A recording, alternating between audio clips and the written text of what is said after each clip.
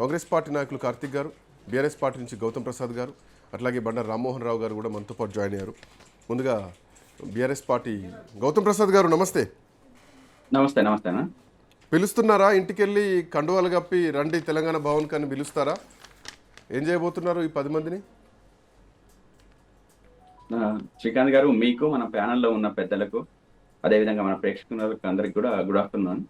Very good afternoon. ఈరోజు ఏదైతే గడ్డం స్పీకర్ గారు తీసుకున్న నిర్ణయం ఏదైతే ఉందో స్పీకర్ హోదాలో, అది ప్రజాస్వామ్యానికి మచ్చగా, అదేవిధంగా రాజ్యాంగబద్ధంగా జరిగే ఒక ప్రక్రియకు విరుద్ధంగా తీసుకున్న నిర్ణయంగా మేము భావిస్తున్నాం. నిన్ననే మా కేటీఆర్ గారు కూడా చెప్పారు, వాస్తవ పరిస్థితులు పరిగణలోకి తీసుకోకుండానే టెక్నికల్ అంశాలని చెప్పేసి కొట్టివేస్తున్న పరిస్థితి ఈరోజు రాష్ట్రంలో కనబడతా ఉంది.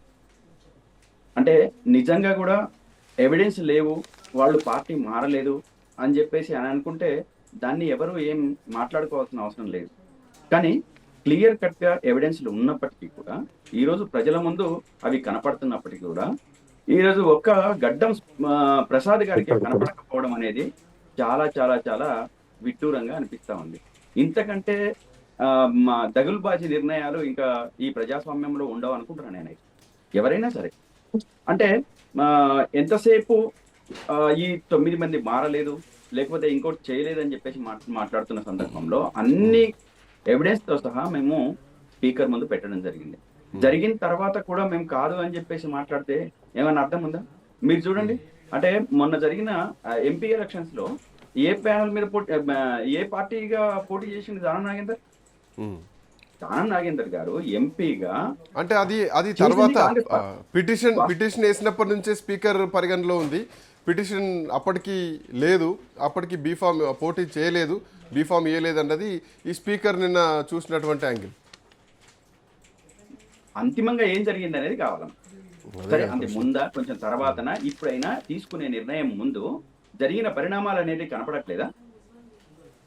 ఇప్పుడు మన కళ్ళ ముందే కనపడుతున్నాయి కదా. కళ్ళ ముందు కనపడుతున్న దానికి కూడా కనపడకుండా గుడ్డి వాళ్ళుగా మాట్లాడతామా, చెవిటి వాళ్ళుగా ఉంటామా? అంటే ఈ ప్రజాస్వామ్యానికి ఒక మా స్పీకర్ వ్యవస్థ అనేది ఒక ఇండివిజువల్ గా ఉండాల్సిన బాధ్యత లేదా? ఇప్పుడు 2 పార్టీలకు సంబంధించింది మీరు సమంగా మేము హాల్లో సభలో మేము సమానంగా గౌరవిస్తున్నాము అని చెప్పేసి అని అనుకుంటే, ఆ 2 పార్టీలకు కానీ 3 పార్టీలకు కానీ ఎన్ని పార్టీలు ఉంటే అన్ని పార్టీలకు కానీ ఒక బాధ్యతాయుతమైన స్థానంలో ఉన్న స్పీకర్ దానికి సంబంధించిన బాధ్యతను నిర్వర్తించాల్సిన కర్తవ్యం లేదా?